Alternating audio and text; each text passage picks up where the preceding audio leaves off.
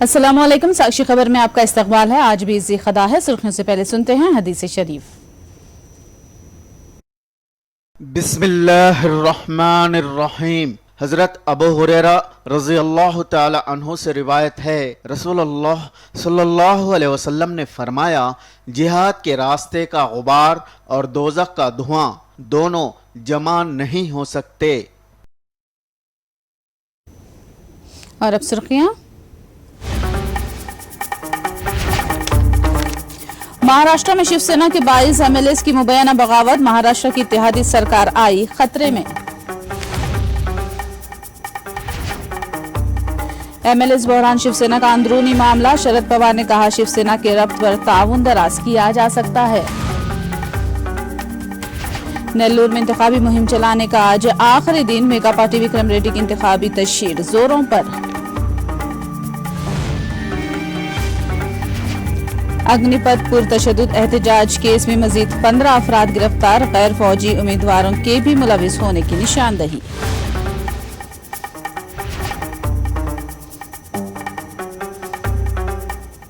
और अब तफसील। महाराष्ट्र में शिवसेना एमएलएस की बगावत के बायस उद्धव ठाकरे हुकूमत को खतरा पैदा हो गया है। एक वजीर समेत शिवसेना के 22 एमएलएस ने उद्धव ठाकरे से मुबैना तौर पर बगावत कर दी है और नाराज एमएलएस महाराष्ट्र से गुजरात मुंतकिल हो गए हैं। बताया जाता है कि वजीर एकनाथ मुंडे के साथ शिवसेना के 22 एमएलएस सूरत के एक होटल में कयाम किए हुए हैं।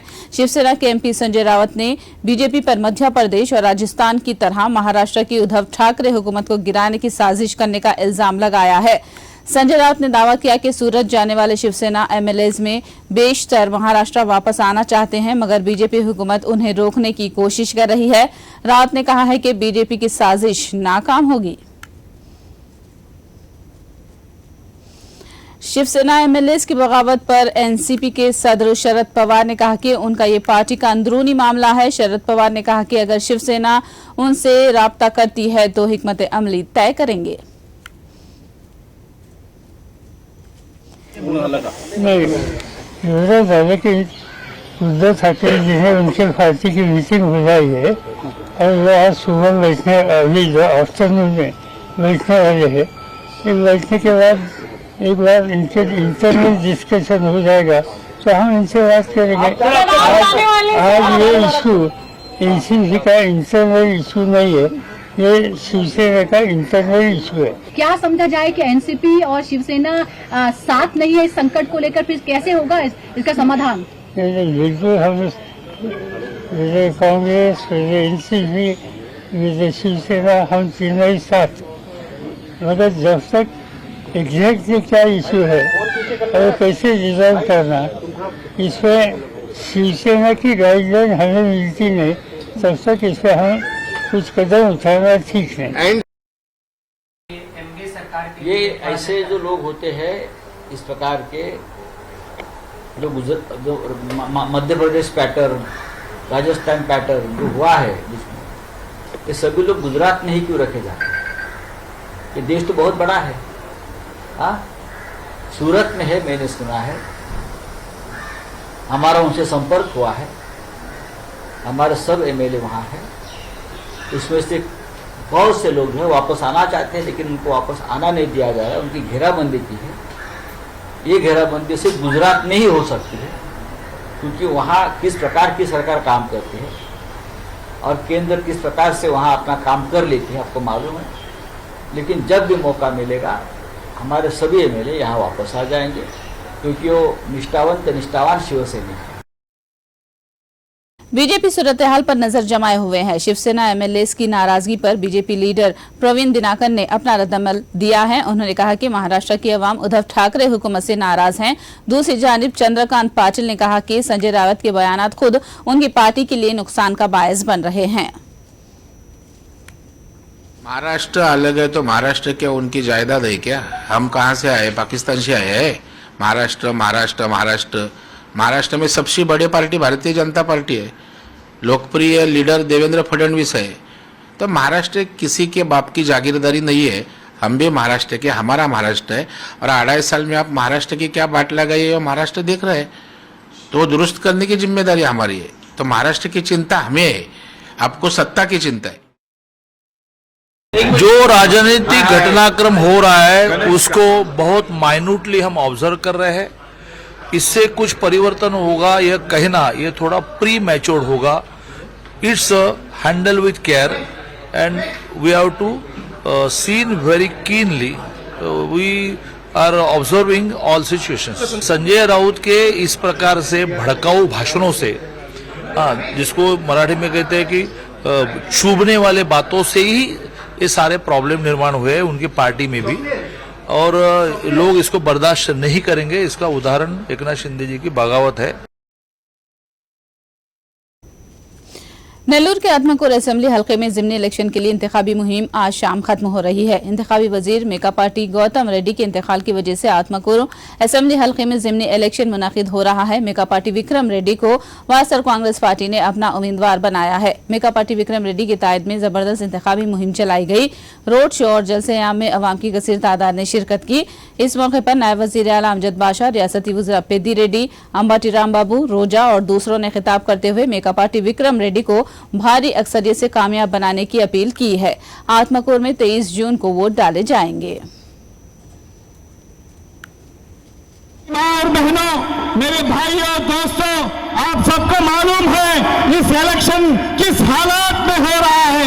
आप सब अच्छी तरीके से जानते हैं कि हमारे आपके चहीते एमएलए श्री गौतम रेड्डी साहब जिस तरीके से इंतकाल हुआ उनका, उसके बाद आज ये इलेक्शन हो रहा है। इसलिए मैं तमाम मेरी माँ और बहनों से, मेरे भाइयों से, सबसे मैं गुजारिश करता हूं कि आप सब विक्रम रेड्डी का साथ दें। विक्रम रेड्डी आपके लीडर बनना चाहते हैं। जिस तरीके से आप गौतम रेड्डी साहब को जिस तरीके से आप साथ दिए हैं, उसी तरीके से आप विक्रम रेड्डी का साथ देना, बल्कि आप सबसे गुजारिश करता हुआ हमारा निशान फैन के निशान पे आप सब वोट डाल के 1 लाख से ज्यादा मेजॉरिटी के साथ विक्रम रेड्डी साहब को असेंबली को भेजना, बल्कि सबको मैं आजिज़ाना गुजारिश करता हुआ मैं अपनी जगह लेता हूँ। अस्सलाम वालेकुम व रहमतुल्लाहि व बरकातुहू। आत्माकुर असेंबली हल्के से वायएसआर कांग्रेस पार्टी के उम्मीदवार मेका पार्टी विक्रम रेड्डी ने यकीन जाहिर किया कि वो भारी अक्सरियत से इलेक्शन जीत जाएंगे। उन्होंने कहा कि आत्माकुर की तरक्की के लिए विक्रम रेड्डी ने तरक्याती काम किए हैं और वजीर आला जगन के फलाही स्कीमा से मुतासिर होकर अवाम उन्हें रिकॉर्ड अक्सरियत से कामयाब बनाएंगे। और आवाम भी बहुत खुश है, जिसका नतीजा ये है कि ज़रूर आज हर कौम भी वाईएसआर कांग्रेस पार्टी के साथ है। हमारे हर दिल अजीज़ चीफ मिनिस्टर से वाईएस जगनमोहन रेड्डी साहब के साथ है। मैं समझता हूँ ज़रूर इस बाई इलेक्शन में, जो आत्माकुर का बाई इलेक्शन हो रहा है, इसमें विक्रम रेड्डी साहब की जीत ज़रूर निश्चित है। और ये जीत ये कोई मामूली जीत नहीं होगी। इंशाअल्लाह 1 लाख से ज़्यादा वोटों के साथ यहाँ की आवाम विक्रम रेड्डी साहब को जिताएगी, बल्कि मैं उम्मीद करता हूँ। और मैं तमाम वोटरों से भी यही गुजारिश करता हूँ कि 23 तारीख के दिन आप सब जाके वोट आप डालना है। ये इस इलेक्शन में हम लोग जीतना हमारा निश्चित है, ज़रूर जीतेंगे। मगर गौतम रेड्डी साहब के ऊपर जो प्यार, जगनमोहन रेड्डी साहब के ऊपर जो प्यार है, और जिस तरीके का हम लोग करप्शन फ्री डोर डिलीवरी का ऑर्डिनेंस कर रहे हैं, उसको मद्देनज़र रखते हुए आवाम से हम ये अपील कर रहे हैं कि आप लोग सिर्फ बाहर आकर वोटिंग परसेंटेज को बढ़ाइए, जिसके वजह से ना सिर्फ आंध्र प्रदेश स्टेट को, सारे हिंदुस्तान को पता चलेगा कि किस तरीके की बेहतरीन गवर्नेंस हमारे जगनमोहन रेड्डी साहब दे रहे हैं। उसी तरीके से गौतम रेड्डी साहब के वास्ते भी प्यार और मोहब्बत बताने का एक ही तरीका है। दिल में मोहब्बत रहने से कुछ नहीं होता, बाहर आकर एक दिन वोट डालना है आपको।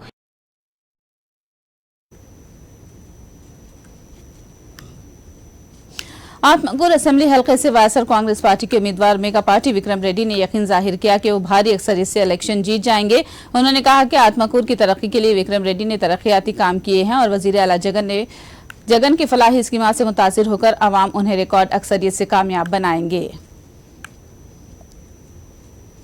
15 రోజుల్లో ఆల్మోస్ట్ ఆల్ ఒక 200 గ్రామాలకు తిరిగామండి. సో ప్రజల నుంచి అయితే తప్పకుండా పెద్ద ఎత్తున స్పందన అయితే ఉంది. ఆన్ 2 ఒకేషన్స్ అనమాట. 2 మెయిన్ రీజన్స్ వచ్చి గౌతమ్కి పెద్ద అభిమానం, మన ముఖ్యమంత్రి మీద కూడా ప్రేమ. ఎందుకంటే పెట్టిన పథకాలు మాత్రం, దాని తర్వాత చేసే కార్యక్రమాలన్నీ బాగా నచ్చుతూ ప్రజల్లో అయితే మంచి స్పందన అయితే ఉంది. అంటే వాళ్ళు ఆరోపణ చేయాలి కాబట్టి చేస్తున్నారు. వాళ్ళు కొంచెం బయట వచ్చి చూస్తే ఈ ప్రాంతానికి ఎప్పటి నుంచి ఏం అసలు ఎక్కువ కూడా జరగలేదు. ఈ లాస్ట్ 3-4 ఇయర్స్లో గౌతమ్ గారు వచ్చి మన ఎంఎస్ఎంఈ పార్క్ రోడ్డు పెట్టారు. మీరు చూసారు, ఆల్రెడీ ఇన్ఫ్రాస్ట్రక్చర్ అయితే అయిపోతుంది. అదే కాకుండా జాబ్ మేలర్స్గా తయారు చేశారు. నీటి వ్యవస్థగా మన హై లెవెల్ కెనాల్స్ కానీ ఇవన్నీ మన లాస్ట్ టైం కూడా చూశారు. ఇంత ఘటన జరిగిన తర్వాత కూడా మన నాన్నగారు అడగడం కూడా ఏంటంటే మన ఈ ప్రాంతానికి వెలుగొండ ప్రాజెక్ట్ తొందరగా పూర్తి చేయాలని చెప్పేసి. అదే కాకుండా మా ఇంజనీరింగ్ కాలేజ్ కూడా డొనేట్ చేసి ఒక అగ్రికల్చర్ యూనివర్సిటీగా స్టార్ట్ చేయమని చెప్పేసి విజ్ఞప్తి. అంటే మై రిక్వెస్ట్ ఏంటంటే ఇప్పుడు మన ముఖ్యమంత్రి గారు ఎంతో కష్టపడి ప్రయత్నం చేస్తూ వీళ్ళందరూ జీవితాలు బాగు చేయాలని చెప్పి ఎంతో కృషి చేస్తున్నారు. మన ఎలక్షన్ వచ్చి ఒక టెస్టిమోనీ అనమాట. అంటే ఒక థ్యాంక్ యూ చెప్పడానికి, దాని support of all what is doing అని చెప్పేసి. మై రిక్వెస్ట్ ఏంటంటే ఓటర్స్ అందరూ వచ్చి ఓటేసి కొంచెం వాళ్ళ మనసులో ఏముందో ఒకసారి చెప్పాలి. అందుకు ముఖ్యమంత్రి గారు తెలుస్తుంది, ఆయన కూడా తెలియాలి కదా ఏ విధంగా ఆయన చేసే పనులన్నీ పీపుల్ సపోర్ట్ చేస్తాను కదా. That is my request. అందరూ వచ్చి పెద్ద ఎత్తున పోలింగ్లో పాల్గొన్నారు. 95% वादों की तकमील का सहरा वजीर आला वाइस जगन को जाता है। रियासती वजीर पेद्दी रेड्डी ने ये बात कही। उन्होंने दावा किया कि जगन ने मंशूर में किए गए तमाम वादों को अमली तौर पर पूरा करके दिखाया है। पेद्दी रेड्डी ने कहा कि जगन हुकूमत की फलाही स्कीमात ही मेका पार्टी विक्रम रेड्डी को भी अक्सरियत से जिताएंगे।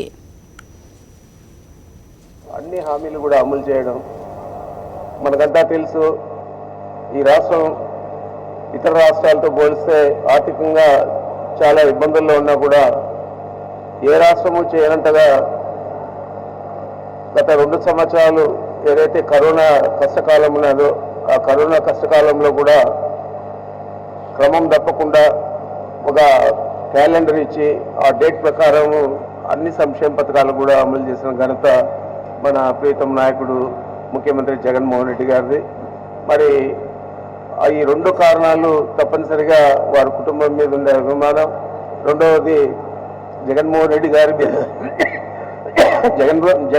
గారి మీద ప్రజలకున్న ప్రేమ అభిమానాలు, ఇవి 2 కలిసి తప్పనిసరిగా అత్యధిక మెజారిటీ ఈ ఎన్నికల్లో మాకు ఇస్తుందని చెప్పి భావిస్తా ఉన్నాం. हिंदूपुर में एमएलसी शेख मोहम्मद इकबाल ने घर घर हुकूमत के फलाही स्कीम प्रोग्राम के तहत अवाम से राब्ता किया। हिंदूपुर के अवाम वजीर आला जगन के फलाही स्कीमा से काफी खुश है और अवाम की अक्सरियत हुकूमत की फलाही स्कीमा से फायदा उठा रही है। इस मौके पर शेख मोहम्मद इकबाल ने अवाम से खिताब किया। కొంచెం వెనక ముందు అవుతాయి. ఇదిగో ఒకరికి 5 వస్తే ఒక జూన్ జూలైకి డిసెంబర్కు 2 సార్లు ఈ ఆర్థిక పరిస్థితి చూసుకొని అందరికీ ఖచ్చితంగా ఇళ్లు గాని పథకాలు గాని అందరికి వస్తాయి. కొంచెం వెనక ముందు జీరో ఉన్న సంఘాలన్నీ కూడా హై గ్రేడ్ వచ్చినాయి సార్. మాకు అదే పెద్ద బి గ్రేడ్ చినుకు రాలకుండా చిగురు రాకుండా అని మా అక్క చెల్లెమ్మలు పాడుకుంటున్నారు. చినుకు రాలే, అప్పుడు చిగురు రాలే. మా పెన్న అనేది 4వసారి ప్రవహిస్తుంది. ఇది జగనన్న అందరు మంచి హృదయంతో చేస్తున్నాడు కాబట్టి హిందూపూర్ కోనసీమ లాగా మా జిల్లాలో ఈ అనంతపురం, పుట్టపర్తి, హిందూపురం ఇవన్నీ ఎట్లున్నాయంటే మా జిల్లా కోనసీమ కంటే బాగుంది. ఇప్పుడు కలకల్లాడుతున్నాయి. 7 చేసిన పచ్చదనం. పెన్నా నది 2 సార్లు 3 ఎండిపోయి అసలు పెన్నా నది మీద కవిత్వాలు రాసి ఇది ఎండిపోతా ఉంది అంటే ఇప్పుడు కలకల్లాడుతుంది. జీవనది అయిపోయింది పెన్నా నది. सियासी मैदान में एमएलए कर्नम धर्माश्री ने अपनी मुनफरद पहचान बनाई है। 1998 के डीएससी इम्तिहान में कामयाबी हासिल करने वाले कर्नम धर्माश्री को नौकरी अब हासिल हुई है। सियासत में दाखिल होने से 25 साल पहले ही कर्नम ने डीएससी इम्तिहान को क्वालिफाई कर लिया था। इतने दिनों बाद अब उन्हें टीचर की मुलाजिमत हासिल हुई है। 1998 में डीएससी की एहलियत पाने के बावजूद नतीजा मुलतवी कर दिया गया था, तो इस दौरान उन्होंने कानूनी तालीम बीएल की तकमील कर ली। उन्होंने कहा कि अगर उस वक्त टीचर की मुलाजिमत हासिल हो जाती तो वो सियासत पर तरजीह देते। उन्होंने कहा कि वजीर आला जगन की खुसूसी दिलचस्पी के सबब 1998 के डीएससी बैच को राहत पहुंचाने पर जगन का शुक्रिया अदा किया। దృష్టికి తీసుకెళ్ళినప్పుడు కూడా ఏదో కొన్ని సాంకేతికపరమైనటువంటి ఇబ్బందులు కలిగేవి. ఎందుకంటే తర్వాత డిఎస్సి 2-3 సార్లు రిక్రూట్మెంట్ తీయడం వల్ల 98 ఇంకా రాదు, ఇంక లేదు, క్వాలిఫైడ్ అయినటువంటి అప్పుడు ఉన్నటువంటి టీచర్స్కి ఉద్యోగ అవకాశాలు లేవు అని అన్న చాలా మంది కోర్టుకి వెళ్ళి కూడా ఆ రోజు నుంచి ఫైట్ చేస్తున్నారు. కానీ ఈ రోజు కోర్టుతో ప్రమేయం లేకుండా ముఖ్యమంత్రి గారు పెద్ద మనసుతో ఆలోచించుకున్నారు. 98లో ఎవరైతే క్వాలిఫైడ్ అయినటువంటి టీచర్స్ ఉన్నారో వాళ్ళందరికీ కూడా ఈ రోజు ఉద్యోగ అవకాశాలు కల్పించడం నిజంగా అభినందించదగ్గ విషయం, ఆనందించదగ్గ విషయం. చాలామంది డిఎస్సి 98 క్వాలిఫైడ్ అయినటువంటి వాళ్ళందరూ కూడా ఎంతో సంతోషం వ్యక్తం చేస్తున్నారు. అందులో నా పేరు ఉన్నదనగానే చాలామంది వందలాది మంది నాకు ఫోన్లు చేసి సార్ ఎప్పటికైనా మీ ప్రభుత్వం అవకాశం కలిగించిందని నాకు ధన్యవాదాలు చెప్తున్నారు. रियासत तेलंगाना तरक्की की राह पर गामजन है। हैदराबाद में 86 करोड़ की लागत से नए तामीर शुदा कैतलापुर फ्लाईओवर का रियासती वजीर केटीआर ने इफ्तिताह अंजाम दिया। इस फ्लाईओवर से हाईटेक सिटी को जाने वाले मुलाजिमीन के लिए राहत होगी। केटीआर ने कहा कि यह हैदराबाद का 30वां फ्लाईओवर है और 17 मजीद फ्लाईओवर्स तामीर किए जाएंगे। अग्निपथ स्कीम की तायद में किशन रेड्डी के बयान की केटीआर ने मजम्मत की। ఒకవైపేమో అగ్నిపత్ అనే ఒక పథకం తెచ్చి దేశంలోని యువత పొట్టగొడతా ఉన్నారు. వాళ్ళందరూ రోడ్లెక్కి ఇవాళ ఆందోళనలు చేస్తూ ఉంటే వాళ్ళను దేశద్రోహులని ఇంకోటని వాళ్ళను అవమానం చేస్తున్నారు. ఇక్కడ ఒక ఆయన ఉంటాడు కేంద్ర మంత్రి కిషన్ రెడ్డి, క్యాబినెట్ లో ఉన్నాడు, మోడీ క్యాబినెట్ లో. ఆయన అంటాడు ఈ అగ్నిపత్ పథకం చాలా మంచిది, అగ్నిపత్ పథకంలో చేరిన తర్వాత మిలిటరీలో బట్టలు ఉతుకొచ్చు, కటింగ్ చేయొచ్చు, ఎలక్ట్రీషియన్ పని చేయొచ్చు, డ్రైవర్ పని చేయొచ్చు, బ్రహ్మాండంగా ఉంటుంది భవిష్యత్ అంటున్నాడు. దానికోసం ఇవాళ దేశ యువత మిలిటరీలో చేరన్నా, డ్రైవర్ అయితందుకు, బట్టలు ఉతికేతందుకు, ఎలక్ట్రీషియన్ అయితందుకు, ఇందుకోసం ఆ దేశ యువత మిలిటరీలో చేరుతుందని చెప్పి వాళ్ళందరూ రోడ్డు మీదకి వచ్చి లొల్లి పెడుతుంటే అది పట్టించుకునే మూడ్లో లేరు. मजलिस के सदर असद अवैसी ने कहा है कि अग्निपथ स्कीम मुतारिफ कराने का फैसला गैर दानिशमंदाना है और इस स्कीम के जरिए मरकजी हुकूमत अपनी बड़ी मुआशी गलतियों की पर्दापोशी करना चाहती है। उन्होंने अग्निपथ स्कीम को फौरी वापस लेने का मुतालबा किया। And lastly, which this whole Agnipath scheme, why did the government bring? Because in last 8 years they have completely mismanaged and destroyed the Indian economy by taking illogical, irrational decisions like demonetization, by suddenly announcing the lockdown, by bringing out GST without doing the proper homework. The Modi government has destroyed Indian economy. That is why you are forced to take this illogical decision, which is not in the country's interest. BJP कौमी आमिला के इजलास की हैदराबाद में तैयारियां जोरों शोर से जारी हैं। इजलास की तैयारी के लिए 11 सीनियर कायदीन पर मुश्तमिल कमेटी तश्कील दी गई है, जिसमें किशन रेड्डी, ईटेला राजेंद्र, गिरिगा पार्टी, चिंतला और दीगर कायदीन मौजूद होने की खबर है। इस इजलास के काम को 6 हिस्सों में तकसीम किया गया है। वजीर आजम और मरकजी वज़रा के इस्तकबाल की जिम्मेदारी मुरलीधर राव और MLA राजा सिंह को दी गई है। खाने के इंतजाम के लिए साबिक MP चाडा सुरेश रेड्डी को जिम्मेदारी सौंपी गई है। बताया जाता है कि कौमी आमिला के इजलास में सब्जी तरकारी पर मुश्तमिल खाने का इंतजाम किया जा रहा है। तेलंगाना के जहदकार आंजहानी प्रोफेसर जयशंकर की आज 11वीं बरसी के मौके पर रियासती वजीर यराबली दियाकर राव ने उन्हें खिराज पेश किया। हनुमाकुंडा में प्रोफेसर जयशंकर के मुजस्सिमे को उन्होंने फूल माला पहनाई। यराबली ने कहा कि तेलंगाना के लिए वजीर आला KCR जितने अहम हैं उतने ही अहम प्रोफेसर जयशंकर हैं। उन्होंने बताया कि प्रोफेसर जयशंकर की रहनुमाई और मशवरों से ही KCR ने तेलंगाना तहरीक को आगे बढ़ाया। अग्निपथ स्कीम के खिलाफ एहतजाज करने वालों में से पुलिस ने चंद एक ही की मजीद निशानदेही की है। पुलिस का कहना है कि आर्मी उम्मीदवारों के अलावा दीगर अफराद के भी एहतजाज में हिस्सा लेने की निशानदेही की गई है। आर्मी उम्मीदवारों के साथ ये लोग कौन थे, इस बात की जांच की जा रही है। गिरफ्तार शुदा मुलजिम नंबर A14 के नागिंदर नामी नौजवान दिलसुख नगर के विजेता इंस्टीट्यूट में कोचिंग हासिल कर रहा है। वहीं A15 मुलजिम Sunil Kumar unique coaching centre में कोचिंग ले रहा है। पुलिस ने ताज़ा तौर पर मजीद 15 अफराद को हिरासत में लिया है। जज्बात मजरू करने वाले, व्हाट्सएप पैगाम भेजने वाले 25 अफराद की पुलिस ने निशानदेही कर ली है। हैदराबाद के DRDL हनी ट्रैप केस में अहम हक़ाइक़ सामने आए हैं। DRDL में क्वालिटी इंजीनियर के तौर पर काम करने वाला मल्लिकार्जुन रेड्डी नामी शख्स नताशा नामी खातून के जाल में फंस गया।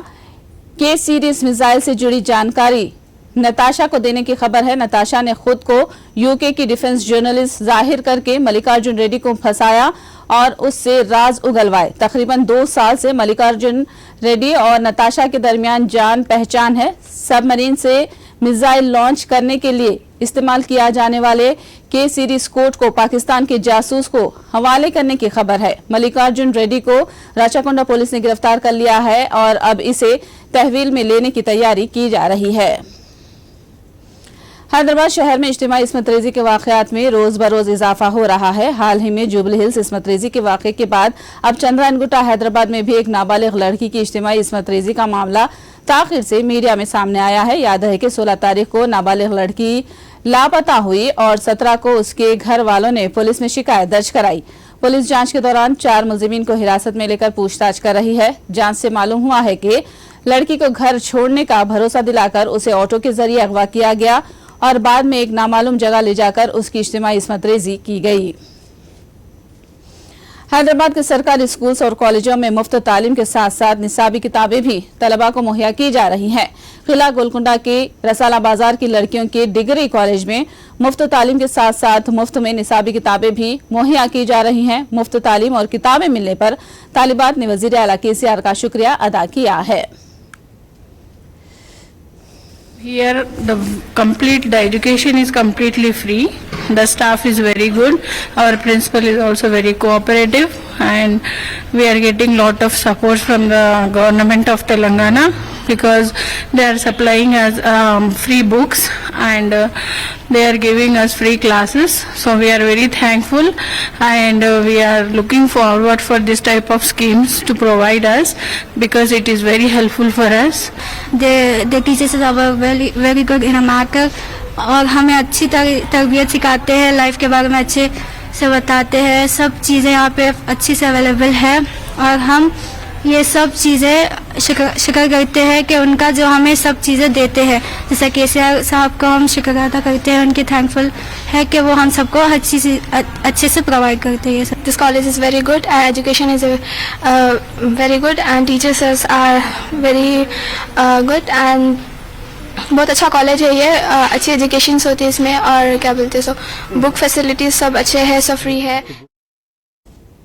सिकंदराबाद के परेड ग्राउंड्स में आलमी यौम योगा तकरीब बड़े पैमाने पर मनाई गई। नायब सदर जमहूरिया हिंद वेंकैया नायडू ने इस प्रोग्राम में शिरकत की और कहा कि योगा से जिस्मानी और जहनी सेहत बेहतर होती है। उन्होंने योगा को हमारे अजदाद का विरसा करार दिया। उन्होंने सबसे योगा अपनाने की अपील की। इस प्रोग्राम में मरकजी वजीर Kishan Reddy, badminton star PV Sindhu और फिल्मी सितारे A शिशु ने भी हिस्सा लिया है।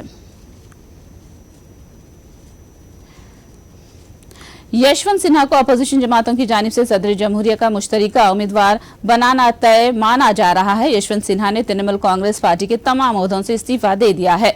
अपोजिशन सदर जमहूरिया के ओहदे के लिए यशवंत सिन्हा के नाम का बहुत जल्द ऐलान करेगी। यशवंत सिन्हा ने ट्वीट के जरिए उन्हें सदर जमहूरिया के ओहदे के लिए उम्मीदवार बनाने पर ममता बनर्जी का शुक्रिया अदा किया है। गोपाल कृष्ण गांधी और फारूक अब्दुल्ला के इनकार के बाद अपोजिशन ने यशवंत सिन्हा को उम्मीदवार बनाने का ऐलान किया है।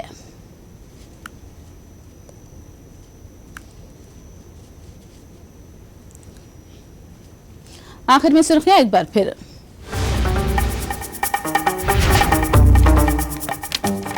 महाराष्ट्र में शिवसेना के 22 MLAs की मुबैना बगावत, महाराष्ट्र की इत्तेहादी सरकार आई खतरे में।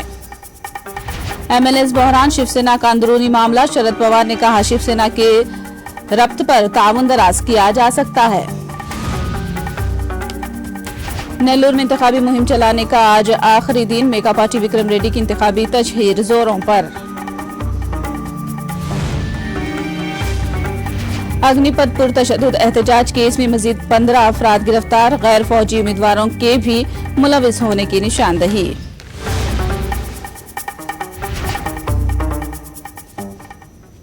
साक्षी खबर में फिलहाल इतना ही। साक्षी टीवी पर खबरों का सिलसिला जारी रहेगा।